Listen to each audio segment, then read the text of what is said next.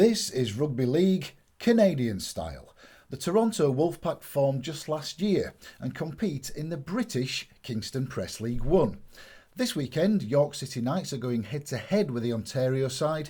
That's a 7,000-mile round trip. It's an opportunity, isn't it? You know, our players, I'm sure, want to play against the best and challenge themselves and see exactly where they're at. And Toronto are obviously top of our competition, so they're unbeaten. So they're there to be shot at, so to speak. So with nothing to lose, we'll go over there with our sleeves rolled up, aware of the opportunities that Toronto and Canada can present. The feeling's good. We're on a positive roll as a club where the team are moving forward. We've had some, really positive results recently, and the trip to Canada comes at a time for everyone to have a fantastic experience. It's a huge kind of event. It's two big cities right across the Atlantic. In terms of what's happening, the guys are going to be coming out 3,500 miles. We're so desperately keen to get this fantastic sport happening in North America.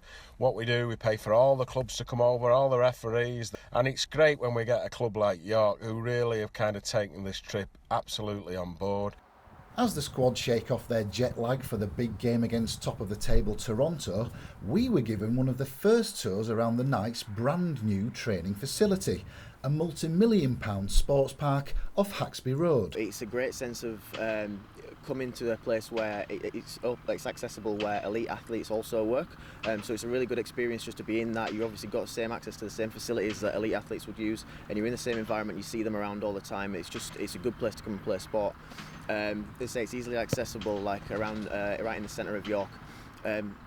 So really it's a perfect place to come. Inside you've got all the latest sort of strength and conditioning suite also. There's a sports hall indoors where it's multifunctional, and there's plenty of equipment accessible as well. Costing £8.9 million, it opened just over 6 months ago. As part of St John's University, it's used by professional athletes, businesses and by the local community. All is, very new, very up to date, very scientific as well. We've got fantastic grass pitches. I think there's 4 or 5 over the road and 2 on this side. We've got a 4G here with rugby posts, and obviously it's built for football as well. And then there's a sand-based here on my left-hand side, and some tennis courts down in the corner. So changing facilities on top of that, social areas, classrooms, learning spaces. We've got a huge variety of things here. The opportunities that have been more and more opportunities with all these facilities now, so students can get more work experience in the real life with the professional teams, and obviously do practical sessions, for example as a strength and conditioning coaches or sports therapists, physios and stuff like that. So while the rugby league pros take to the pitch thousands of miles away, people in the city are starting to clean off their shoes and making use of this new facility. John Prince, That's TV.